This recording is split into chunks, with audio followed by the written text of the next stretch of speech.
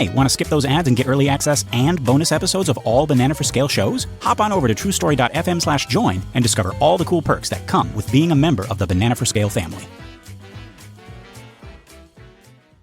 Coming up, we put Abba. He's not her father. At least not the one she knows. We put Alpha Gong Gong on a bagel.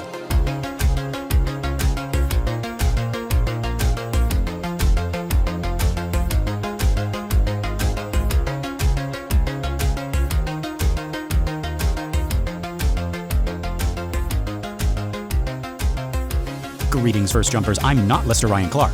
And I'm not Keenan Diaz. At least not the ones you know. We're another version of them from another universe, and this is another episode of Every Minute of Everything Everywhere All at Once, a show where we attempt to explain, evaluate, enlighten, and elucidate the Academy Award-winning film Everything Everywhere All at Once. Okay, so our minute begins with Evelyn saying, Abba? And it ends with Evelyn saying, you mean the monster that is inside my daughter? And again, we don't try to do these things, but I love how that could be seen as the same conversation, talking about how, yes, Gong Gong's influence spans generations, right? It's in Evelyn in how she treats Joy, and unless we break the cycle, it'll be Joy, too. Mm-hmm. But before we get to that, we have some corrections to make. This is on us, so we're sorry, dear listeners. So I have gone back and listened to the beginning of the audio commentary, and I have figured out, like Sherlock Holmes. Is actually not a Sherlock Holmesian riddle. This is very easy if you just go back and listen. No, and Sherlock Holmes doesn't use deduction; he uses induction. Yes. Mm-hmm. I don't know the difference between those things. Yeah. You know who does? Sherlock Holmes. Oh, yes, he does. And that's all that matters. He might say it's elementary. But no, I went back and I listened to the beginning of the audio commentary, and I have discerned, I've figured out which of the Daniels is which. Okay. Yeah. So we got Daniel Kwan. He's a little bit lower. There's a little bit more vocal fry in his voice. He sounds a little bit tired. And then we got Daniel Scheinert, and he's a little bit higher, a little bit more nasally, and that is, in fact, his dog Puddle. Oh, okay. Because great. I followed it all the way through, and it's like that is Daniel Scheinert's dog. So Daniel Kwan was the one talking about making the bagel and how it was a pain in the ass to make. Okay. And Keenan, they also mention making a donut in the tutorial for 3D graphics and rendering. Right. Great. Good. Okay. Good. And that is kind of the inspiration for the bagel. Like, that was the joke. Excellent. Yes.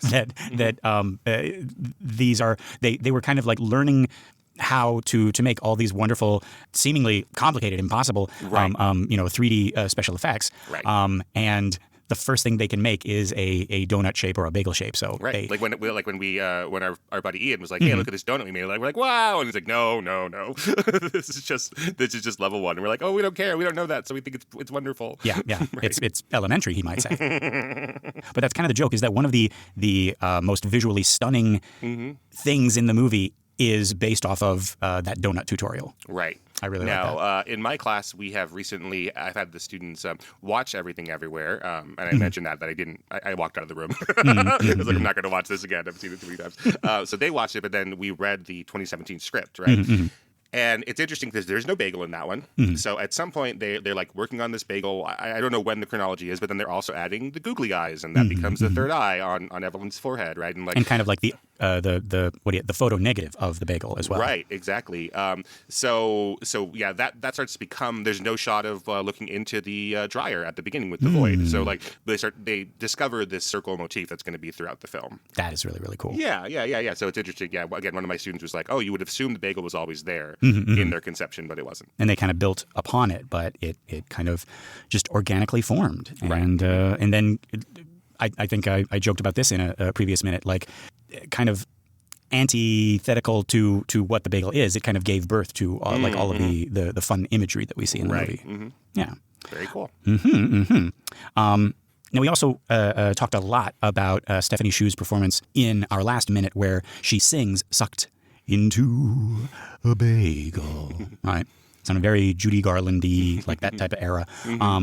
And apparently, according to the Daniels on the commentary, that was part of her audition. Great. Yeah. So yeah, let's get to the top of this minute. So just to recap, it starts with Evelyn saying "Abba." And then ends with Evelyn saying, "You mean the monster that's inside my daughter?" But yeah, folks, you'll remember something or someone Or some why. had just turned Jobu into a Star Wars wipe and sent her Looney Tunes crashing through the wall, effectively exiting the scene. This savior doubles back and stops in front of Evelyn, who is still in shock. She looks up, and after a moment, she recognizes Abba. And we talked before about how we suspect Evelyn's first language is not Mandarin like Wayman's, but in fact Cantonese. And I think this is one of the evidences for that, right?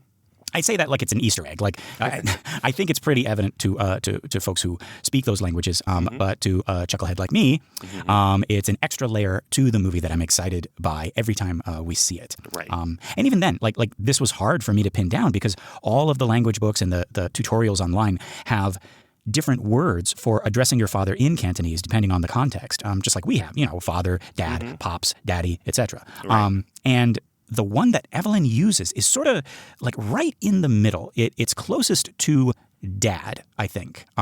It's not too formal, but it's also not too like affectionate or cutesy.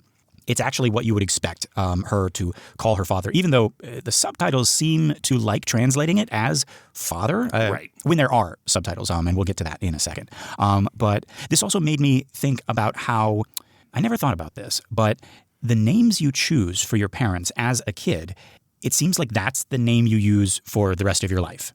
Like, am I wrong about that? Like if you use Pops or Papa as a kid, then he's always going to be that, even when you're older. Like, you're not going to switch to father or vice versa, Yeah, it's going to be a hard transition to do. Right, You have to, right. like, force yourself to start changing it. Maybe when you have a kid, you call him like grandpa in front of the kid, right? Which is why we have the character's name being just Gong Gong in the film. Right. But yeah, like her calling him the equivalent of dad fits so well and feels like what like that was their relationship when she was a child, right? It was never father, it was never daddy, it was always dad. What do you think? Yeah, you see this trouble. So I don't speak Chinese at all, and Japanese very unfluently. Like I have a second grade understanding of Japanese, right? But you see that in English translations often, where everyone talks to their elders or talks to the local sheriff with more formality than is actually in the real text. Right. Yes. That in English, for some reason, and maybe it's a little bit like stereotypical, it feels odd to us to have, say, a commoner in a Chinese village talking to the mayor as if they're their buddy. That's what we would do in our little towns, right? But in the Chinese translation, we have decided that no, it's dishonorable, or they wouldn't be saving face, or whatever we have. Right. Yeah, so we have that, and then even in translations of when they say meet the emperor or something, that we extra formalize those conversations in Chinese translations of movies in English. Yeah. I've seen, I mean, like that, growing up, you would see, like, whenever they introduce an Asian character in, like, a cartoon or something like that, they get the very stereotypical, very racist kind of, like, honorable this and honorable that. Yeah. Because that's, like, the best, like, equivalent we can come up with when we're trying to basically cram this equally nuanced language into our own, like, language shape. Right, yeah. And it doesn't, like, again, I know I just said, it's like, oh, this is the equivalent of dad, right? And I shouldn't do that. I hate the fact that I have to do that. Right. But But it is different than what's in the subtitles here. Yes. It is not father like that. Yeah. And here, what I really like is right here, there are no subtitles, right? And we've never had an explanation of what Gong Gong means. And now, like, about halfway through the movie, we don't even need a subtitle for Abba, because we've figured out, oh, that's what she calls her father. Yeah, and it's clear in her performance that's her name for dad, not Gong Gong's real name or anything like that. You understand that? Yeah. Yeah. And then I think we said it on the show, but like my grandfather on my mom's side, we always called Papa. All the cousins called Papa, but we didn't have an equivalent for Grandma, and I don't know why. Grandma was always Grandma, so she wasn't Mama or Big Mama or any of those things. So for whatever reason, I've never understood. We called him Papa, and she was Grandma. But that does bring up a memory I don't think I've shared on the show before, where when I was in preschool, and they were asking us to, like, write, I don't know, a Christmas card or something to your parents, and I had written to Daddy and Mom, and my preschool teacher was like, "Don't you want to say Daddy and Mommy or Mom and Dad? Why Daddy and Mom?" And I was like, no, Daddy and Mom. Mind your own damn business. Right. I was like, Mommy, what? What are you saying? Who's Mommy? She's Mom. Don't you know this? Right. And she wisely was like, okay. I don't know. Okay, good. Yeah, I was worried she was going to like press it. Oh, God. Or like, take my little hand and write the extra M and Y. Yeah. No, but that didn't occur to me until years later. It's like, wait a minute, why did I insist on that? Because I don't think I did. I don't remember me calling them Daddy and Mom like that, but I definitely remember in that moment I was very confused why she would be called Mommy instead of Mom. Interesting. I've heard that, because like if you have, two sets of grandparents, then one of them can be like grandma and grandpa, and then the other ones are like Papa and, well, no, it wouldn't be Mama, because Mama is exclusively Mama. Papa can be both. So it'd be like Papa and Nana? And Graham. Graham? Something like that? Yeah. So yeah. So I did read once in Reader's Digest, which I used to read as a child, and they would often have user submitted like tiny little anecdote stories, and it was of a little boy who said, hey, for show and tell, I'm going to bring my Booby and Zadie, and brings Booby and Zadie in, and it's his Yiddish name for grandma and grandpa, right? And so they brought Booby and Zadie, and the Gentile teacher's like, well, I thought Booby and Zadie were his hamsters. Well, and she had like a whole thing ready. She had some extra, what hamsters eat? I don't know. Some wood chips. Wood chips and pellets and stuff. Yeah. Right. Oh, misunderstanding abounds. Yeah. But no, I always found that interesting. Like just fascinating how across cultures, words for parents and grandparents seem very simplistic, often like repeating one syllable, like gong gong in Cantonese, papa or mama, or baba in Japanese and Russian, meaning like old woman or grandmother, or nana, right? And I looked up a couple others. So we got dada or tata, and that means father in many languages, Swahili, Turkish, Croatian, and then also in English, like dada might be like baby's first word. Right, and we're not saying that Croatian influence Swahili or vice versa. No. That's the fascinating thing about this is they seem to have come up with these independently. Right. Yeah. You got yaya for grandmother in Greek, bibi for grandmother in Swahili, and it also means aunt in Hindi. Baba again for father in Persian, Arabic, Chinese, and many others. So actually, Baba like gets around. Right. Lola or Lolo for grandmother and grandfather in Tagalog, ama and apa for mother and father in Tamil and other South Indian languages, and then tutu for grandmother in Hawaiian. Yeah, why didn't we call my grandmother in Hawaii Tutu? I don't know. Because you don't have to adhere to any pre-established rules. You're a person. Yeah, but tutu, that's very that's very common. When people say, "Oh, I went to my tutu's house," that usually means grandmother. In Hawaiian, it also means it is gender neutral, if I'm understanding right. So you can say grandfather, but usually when someone says, "I went to my tutu," or in Hawaii, we learned the Hawaiian version of the 12 Days of Christmas is on the 12th day of Christmas, my tutu gave to me, and that would be grandmother. Wow, Hawaiian grandmothers are just like spoiling their grandkids. 12 days of like. Yeah, but it's kind of, the song is kind of it's kind of how do you say? I don't want to be insulting to my own culture, but kind of the joke is how ghetto the gifts are. Oh. So it's a little bit like redneck culture and like celebrating how low class you are a little bit. Or like a new sock with no holes.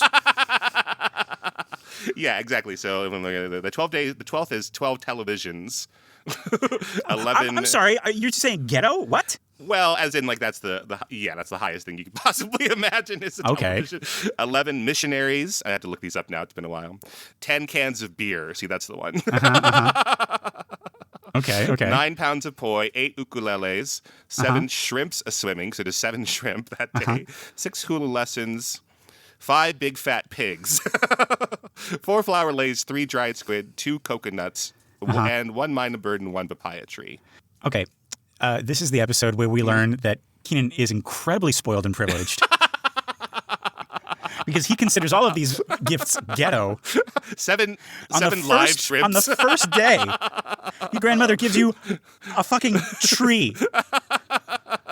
That's right. And then I think the cheapest thing is what was it, 10 cans of beer you said? 10 cans of beer. 10 cans of, I mean, that's an adult's Christmas night if ever there was one. Right, exactly. 7 shrimps a swimming. They're live shrimp. They are live shrimp. You have to butcher them yourself. No, you get to butcher them yourself. That's right. Yeah. Oh, I love that. Okay. But well, Tutu gives them to you, not your sweetheart in Hawaii. Oh, okay. Interesting. Right? Not Santa, not my true love, not, Oh, right, yeah. okay. Because Tutu holds like a special place in the family. So it's like she's my Tutu, Yeah. That's right. Aw, I like that. And yeah, like without anything else to go on, I'm assuming that all of these similar sounding words are because, those are easy for a baby to say. Uh-huh. Right? And I love how accommodating for the baby gives rise to these identities all over the world without them coming into contact with each other. Right. Which is, this is proof that these are not cultural. They are simply human, right? This is what humans do. It's like, oh, how do we refer to this person, to the baby? The baby needs to know who this is, right? And it's grandmother, grandfather, that's, that's too difficult. This is Tuti, or this is Nana, or, whatever.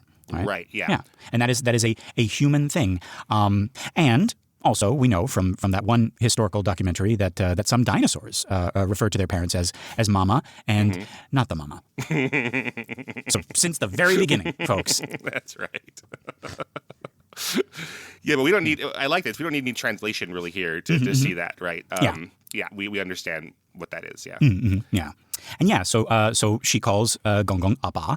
And yeah, obviously my ears perked up because it sounds a lot like one of the familial Hebrew words for father, which we do a show about the devil, folks, and we talk about language in that one as well. And one thing I find interesting is how Jesus addresses God as Abba. And while the other Hebrews also addressed God as a fatherly figure in prayer, the word Abba in Hebrew is a little more familial, as I understand it. And I imagine that's one of the reasons he raised, so many hackles, is he's talking to or about God using a more intimate term than, say, like the Pharisees might use.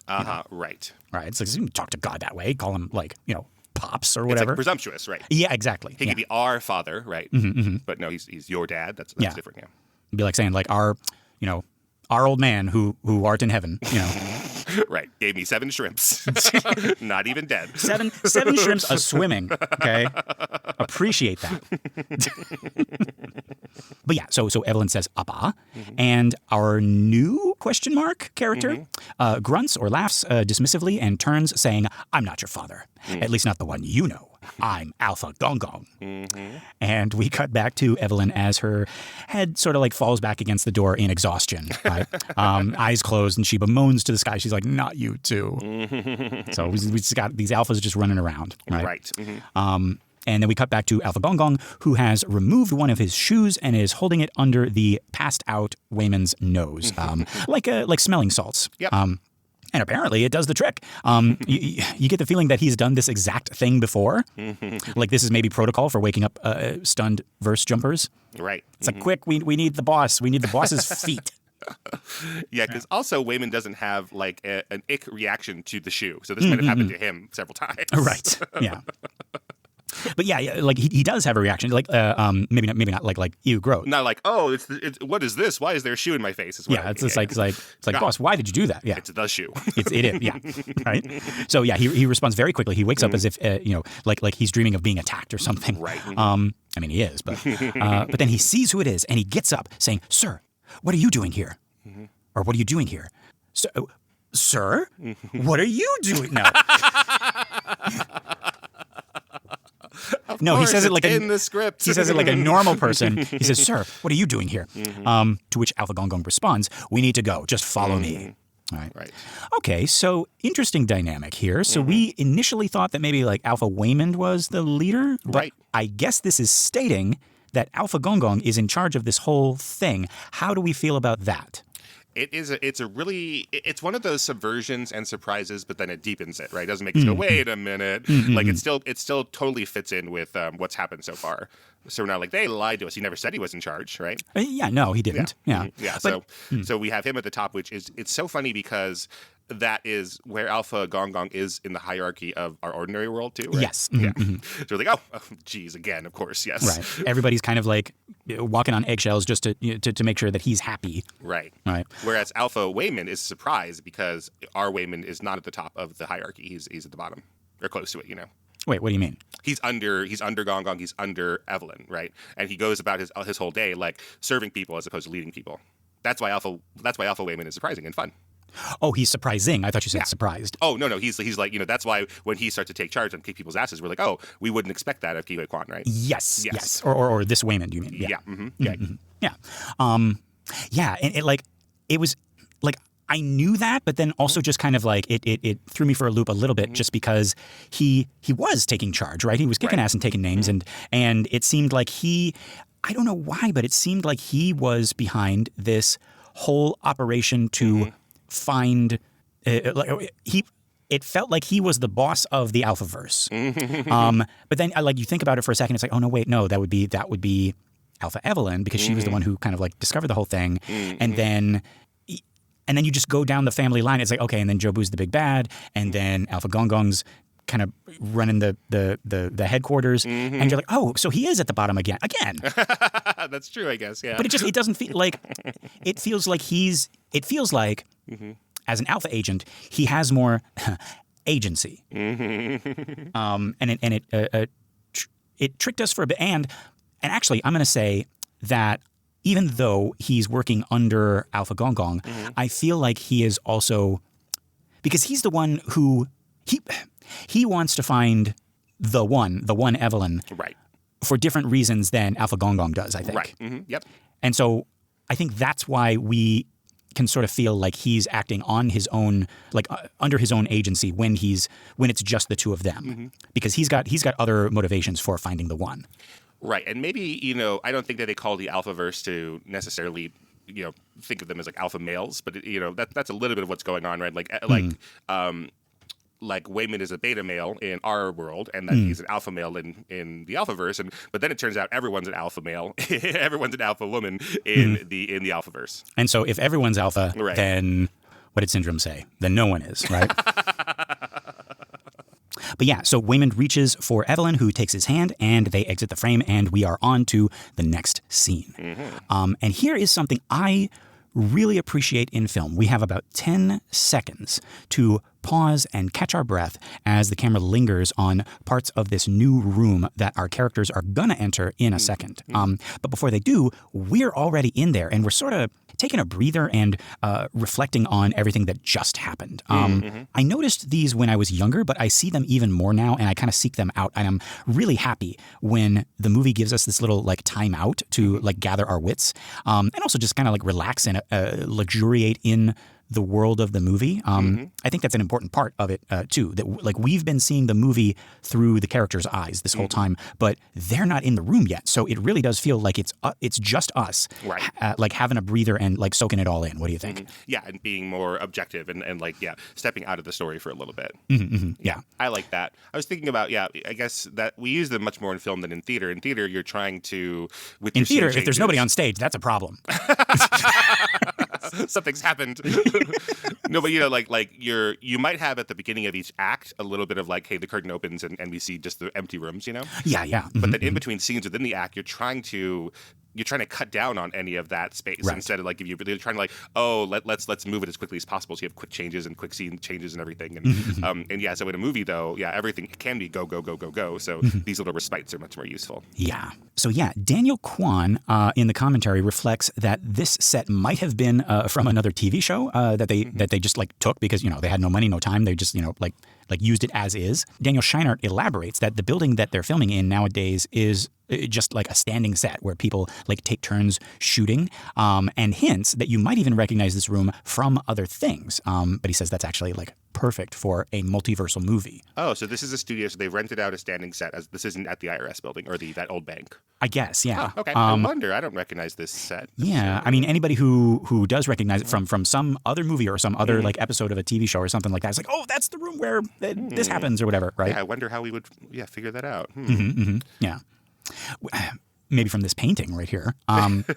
Wish I knew what that painting was. It looks like a phoenix. Very nice, very thematic, right? Like Evelyn sort of being reborn. Unless it's not a phoenix, in which case forget everything I just said. So it's not a phoenix. Oh, well, there we go. I just wasted 10 seconds of podcast. No, but again, so a couple of weeks ago when I was looking ahead, I was like, oh, that is a long shot of this painting. So like, is this a famous painting? And I don't really know how to Google it, right? And so I just had to. I learned from them when I was trying to find the address for the coin laundry instead of like Googling dog bite phoenix leg, etc. painting. I said, what's the painting in Everything Everywhere with the bird? And so then I found it that way. Oh, wow. Yeah, so this is a painting by Abraham Hondius, who is a Dutch painter. So that might be pronounced an entirely different way. It might be Abraham Hondius. I have no idea. So it's a Dutch name. And so he's mostly known for his pictures of animals, and there's a lot of really gruesome hunting pictures. Okay. So here I put my favorite that I found here in the script there. Do you see that? Let's see. Oh my God. This is The Monkey and the Cat from 1670. I don't know why that's not in our movie. It's much more interesting. But you know what? Both of the... Okay. Say the artist's name one more time. This is Abraham Hondius. Abraham Hondius. The Monkey and the Cat. Folks, do yourselves a favor. Just Google that. It looks like somebody opened the door on them while they were fighting, and they were explicitly told not to right. Like, no more roughhousing, no more horseplay. This is my last warning. And one of them took the other one's toy, and they got a little bit too into it, and now they're in big trouble. They're in big trouble. And the first face you notice is the cat's. Yeah, absolutely, yes. Looking at that open door that Mom just walked into is like, right. No, it's not what it looks like. We're just playing. Playing. Right. But now I can't not see the monkey who has realized, right, but has not turned in the direction of his angry mother. Right. So that's the monkey saying, she's right behind me, isn't she?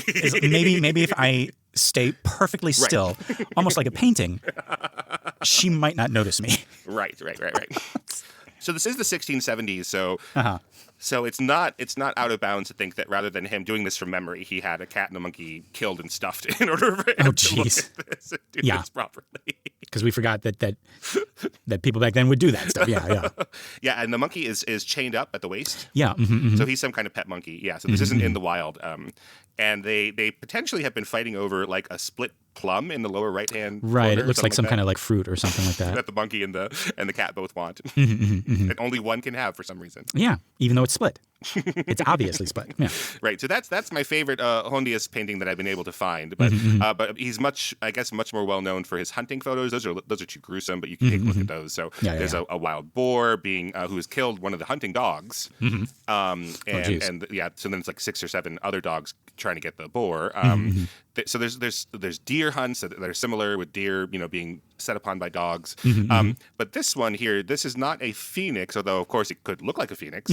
But this is a heron and a dog here on our standing set. Okay. Yeah. So it's the heron and the dog. So the dog, it's harder to see in the movie. If you find a print of this, you could see the dog does have a collar.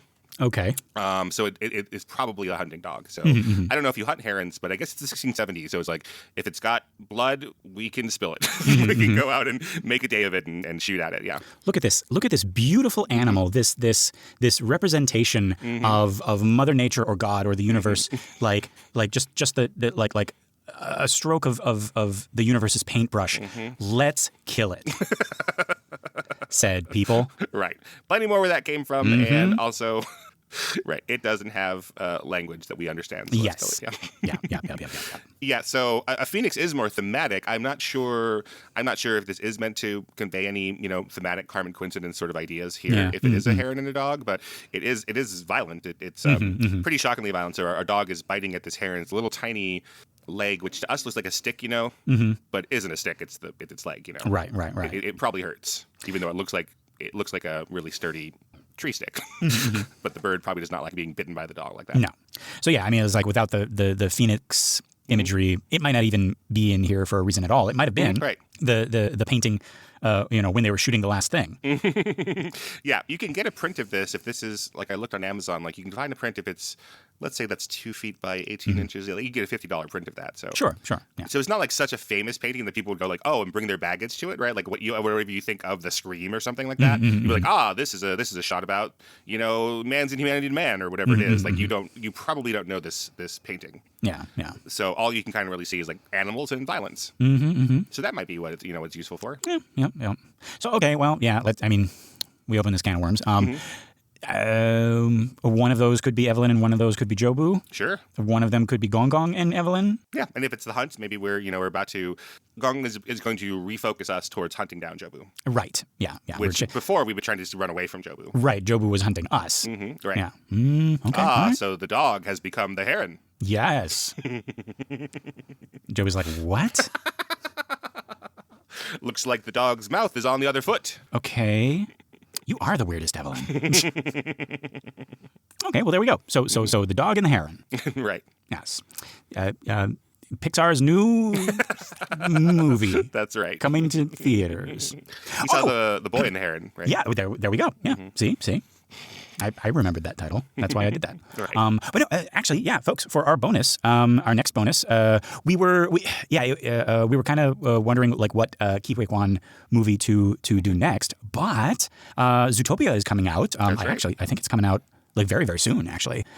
So we're both going to see it, and he plays he plays a character in there, a pretty big character, I think. I think so. Yeah, I mean, like big. Literally, but also like figuratively, both in both ways. Yeah. So keep an eye out for that, or an ear out, I guess. If you are a member. Yeah. Okay. So as we look at other parts of the room, we also get this sound. It started on the cut as this like boom, and now I associate all of these hollow like universal booms with the bagel.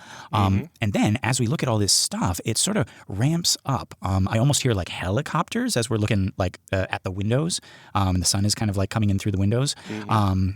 And then it feels like another like holding of the breath, another eye of the storm. And we rest on a sculpture, typical like executive sculpture. Looks like something on a CEO's end table or whatever, right? Like incredibly ugly, doesn't look like anything. But you like the rich people have these. And no, I don't want to say that. This might be somebody's actual sculpture.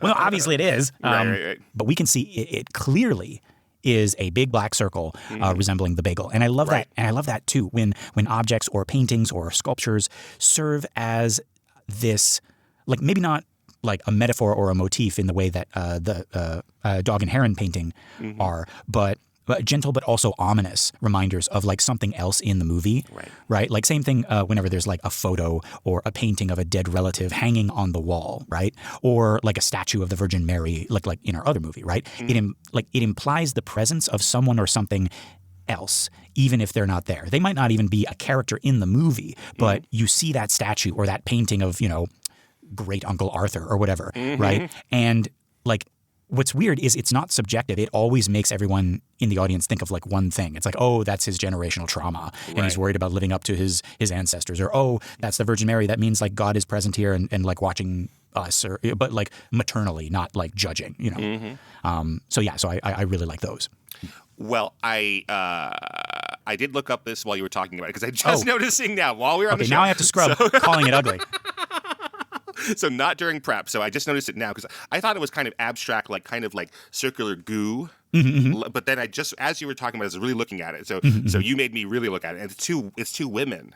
What? It's two women, and they're forming a circle and touching each other's hands at the top. Hang on. Yeah. I just realized it as we were talking about it now. Oh my God. Yeah. So it is. So it turns out. So there I was able to actually, because I was like, how do you just Google ugly, ugly black thing. So it's less ugly in the light, but it's two people, maybe women. I don't know. Maybe it's a man and a woman. We can say like it's obvious, like kind of like hourglass shape. Yeah, but it is mass marketed, so I think you can call it ugly. Well, no, I take that back. That's I really like that. Oh man, like it looks uglier in the movie though. It's dark. It's darker. I mean, yeah, like they made it to look like swirling goo, but it's two people. Mm-hmm. It's and if it is two women, they could be mother and daughter or something. Yeah. What? Like we were wasting our time on that painting. And here, I mean, it's they're interconnected. They're part of the everything. Like, but they're touching at the top and the bottom. How fucking stupid I am. Jeez. No. In the movie, it's very dark. It's hard to see. I didn't realize it. But yeah, this is a Royal Haeger, Haeger. So that it was manufactured in the 80s and 90s. So this is something you could buy at the store. So yeah, you could find there's a copy or version of it on eBay right now for $30. You know what? I might get that and just. Oh, I think it is man and woman. Oh, but I mean, so one has long hair, one has short hair at least. Yeah, and one has like wider hips, but they both kind of have like this hourglassy shape. Sure, absolutely. And it's 2025. It's not 1982 anymore. Yeah, right. It's gonna be mother with long hair, daughter with short hair, or vice versa. Mm-hmm. Oh yeah, there's tons of them out there. It looks like so. Okay. Apparently they were mass marketed, but yeah, it looked a lot. It looks a lot eviler in the movie though. Yes, yeah, and I think that's what they were going for. With maybe because we were just like looking at the bagel, so that absolutely reminds us of the bagel more than the people. It's obviously trying to do that, but like we'll see. There you go. Listening to us chuckleheads like discover this on the air. Because I was listening to the Daniels, they didn't say anything about this. So they might not know. I mean, it might just be what Kasvardi decides to put in there. So yeah. Well, I like it. I changed my mind. Yeah. But yeah, so this ominous roar sort of builds, and we move in on this sculpture, and we feel like we are getting sucked into the bagel. And then it is interrupted as our heroes enter the room, led by Alpha Gong. So like another close call. Right. like it almost got Evelyn, right? And now it's like the bagel has seen us, the viewer, and it's trying to make contact. Like, because we were the only ones in that room. Right. And it's like, hey, like, come here, come closer, right? And then the movie interrupts that. Right. Yeah. But yeah, we hear a door open and we follow Gong as he passes the sculpture. We hear Alpha Wayman saying, "Sir, I have this under control." And then as we get some more angles of this room, we hear Alpha Gong say, "Again, you deliberately disobey me and cause another mind to be compromised." Right. Okay. So Alpha Wayman has gone against Alpha Gong's order here, resulting specifically in another mind being compromised. What does that mean? Yeah, is that Evelyn? Is that the other mind that's been compromised? Or I assume that's what he's talking about. Like you've compromised another Evelyn. Right, and now she's in this, and now we have to. Now she's on our team, and that's maybe bad for us, right? Because she's not very good at anything, right? Oh, right. Yeah. So Alpha Gong's mission is actually even more separate than I assumed. Maybe the Alpha team, the Alpha Gong, is just trying to kill Jobu. And the Evelyn thing is completely Alpha Wayman's idea. It's like, hey, maybe if we can find the Evelyn to stop Jobu, then we don't need to kill Jobu. Right. We're going to hear in a couple minutes that he differentiates between this universe and the Alphaverse, which Wayman has kind of hinted on, right? We have the burner universe, et cetera, that we just didn't care about. But and that feels cold to us, but Alpha Gong is much more explicitly cold. He's like, we're not going to risk the Alphaverse for this Evelyn. Right. So yes, to kill Jobu, but I think if he were to find a way to sequester Jobu or to get Jobu off the Alphaverse's back, he's not trying to save the entire world, is my point. He's just trying to save the Alphaverse. Oh, okay. Yeah, I didn't even clock that. Yeah, so he is specifically just all about the Alphaverse. Right. Okay. Yeah. I do like this shot, the second shot of Alpha Gong in here, because it's framed for people at standing height as they're walking in the room, but it's Alpha Gong in his wheelchair, and so he never goes like a fifth above the bottom of the frame. Right. And then we don't hold it for when Wayman and Evelyn come in. So it's just interesting. Like it's an interesting shot, not like making fun of him because he's in a wheelchair. I don't think I think this was originally planned that they would be walking into this frame, but putting it here, it's like he has all the power, but he's like explicitly like in the shot physically looks like shorter, he has no power, right? Exactly. Yeah. That the frame isn't even framed for him properly. Yeah. Oh, I like that. Yeah. But yeah, I think this next shot is where we get a good look at this chair. On the commentary, the Daniels say that Josh Gramer, head of props, and also Calder Greenwood are responsible for this chair. Greenwood did all the garbage props on Swiss Army Man. Oh, yeah. Yeah. I got to say, I love the coffee machine back there, if that's... is that what it is? Yeah. Okay. I think I heard somewhere that it's a coffee machine. But I like how it's always steaming, almost implying that he is powered by coffee. Right, or whatever else he's put in there. If he found uranium or something, he's put it in there. Yeah. So it looks like he's being steam powered by this. Later on, even in this minute when he starts being more like mercenary, like we need to go and kill things, it gives him kind of a devilish smokiness. Yeah. Right. So it's like it's diegetic. It's like in the universe that it's like smoking, but then it also kind of like adds to his villainy. Right. So he's done something here to make it that he can, press a button and then Looney Tune somebody through a wall, or presumably through 10 or 11 walls as he goes through the entirety of the building. But then when we don't have shots that are like calling attention to them, like look how badass this is. So you sort of have to glean them when you're able to. So he's got like an office phone on the back of it, and he's got a like a hand calculator, not an adding machine, but a little tiny like Casio calculator as like his entry point on his hand. So like all this really cool stuff, but they're not like they've done all this work and they're not like, hey, please pay attention to us and all this hard work that we've done. It's just there if you go back a second time, or if you are able to look at it in a moment where you're not paying attention to the actor or something. Right. There's no like insert shots or anything like get it a coffee machine. Right. It's just like if you're quick enough to catch it, then you can appreciate it. Yeah. Right. Yeah. And so now, Gong Gong has reached a spot, and he turns his chair slowly around to deliver the rest of his line. And he says, "And now you know what we must do." Looking like a Bond villain in this shot. Very theatrical and very in character with both Gong Gong and James Hong. We're going to talk about it a little bit more in the next minute, but the Daniels went on to say that he was kind of like sneaking into shots. And I like, because he hated being in the background, he wanted to be like in the shots and everything. But they also say, the Daniels say they were excited for him to play this more overtly villainous version of Gong Gong. They said it's almost like James Hong has had practice. Referring, of course, to his role as Lo Pan in Big Trouble in Little China, where his character is also in a wheelchair for half the movie. And then the other half, he's like an evil wizard ghost guy. Right? He's a Rasputin. Right. But folks, we covered that movie as a bonus, and we had a lot of fun with it. So if you want to hear us talk about it, it already exists, much like everything. And also, much like everything, you got to pay $5. But we promise you it's worth it. Yeah, the like David Lo Pan, right? He does this kind of trickery, like James Hong. This is what, minute 63.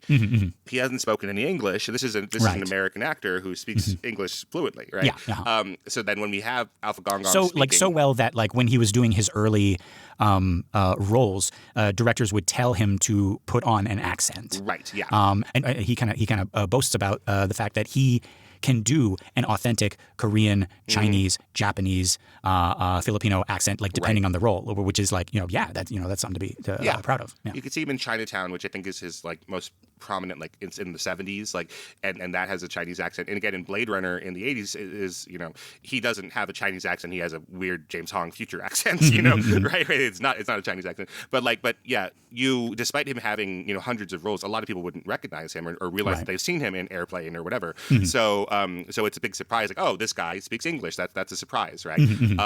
Also, so much so that like when he was accepting the Oscar, he did like the first half of it in Chinese. Right. Yes. And then he like reveals, oh, I speak English. He doesn't say like, oh, see, I got you, I fooled you all, but that he knows what he's doing, right? Right. Exactly. Yeah. And he looks like a doddering old person who doesn't speak English, but then it's actually, oh no, then in the English part of it, he's like, oh no, I'm still very sharp. I know exactly what's going on. Yeah, and that's what he's doing here.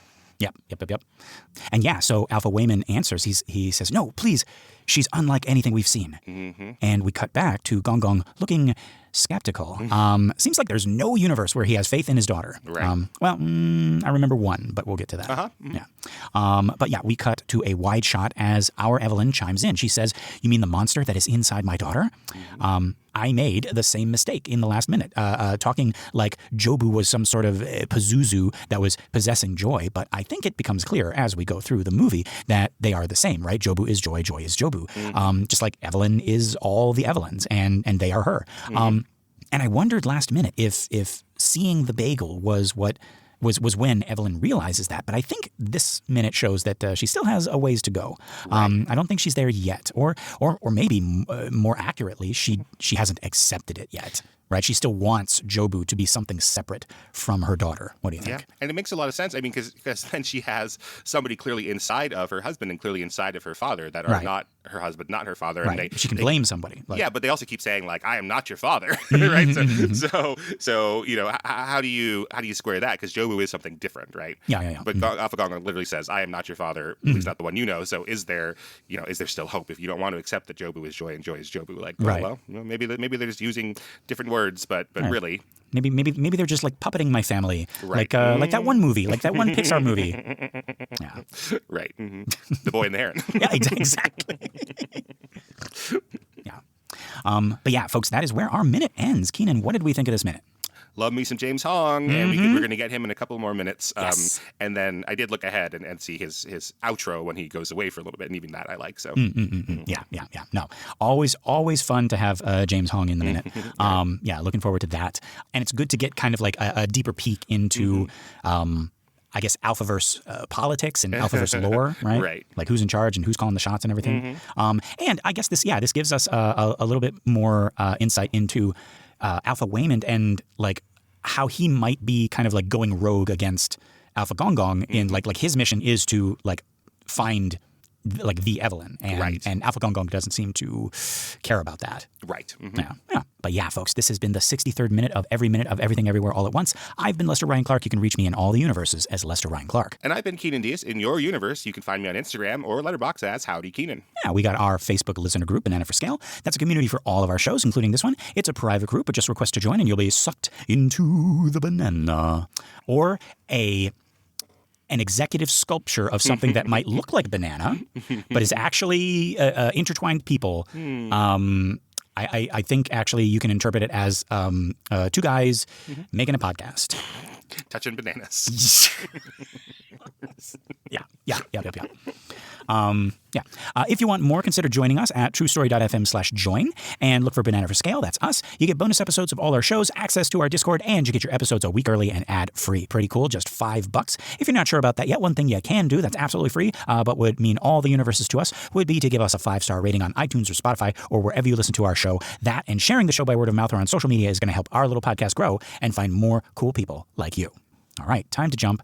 You know what? I feel bad about what I said about that sculpture. So I'm actually going to take this sculpture and bring it home with me. Oh, good. And it'll be I felt bad about criticizing it, so I'm going to steal it, Lester. Like what? How does that help? That I'm just an even bigger asshole. Yeah. But okay, that's what I'm going to do. I'm going to take this bagel /person sculpture because I actually really like it. Good. Well, people are discovering Abraham Hondius's Heron and the Dog, so that's well covered. So I'm going to replace it in our movie with the monkey and the cat because more people need to see that for sure. Yeah, there you go.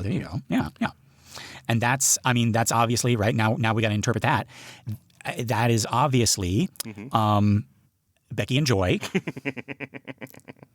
Evelyn walking in when she should have knocked. Right. But she purposely didn't knock. Okay. Keenan, are you thinking what I'm thinking? That deliberately disobeying your father, causing another mind to be compromised, isn't that kind of our thing? Banana for Scale? You know what? Yeah. I was going to say it's a Simba thing, if anything. But you deliberately disobeyed me. Yes. That's the first thing I thought of when he says that. And what's worse, Nala could have been hurt. I was just trying to be brave like you. I'm only brave when I have to be. Simba, being brave doesn't mean you go looking for trouble. But you're not scared of anything. I was today. You were? Yes. I thought I might lose you. I guess even kings get scared, huh? Mm-hmm. But you know what? What? I think Jobu was even scareder. 'Cause nobody messes with your Abba. Come here, you. And then they frolic in the tall grass, and it's something Evelyn remembers after her uncle throws Gong off the cliff. See, I remember this movie. Oh yeah, it's very good. Yeah.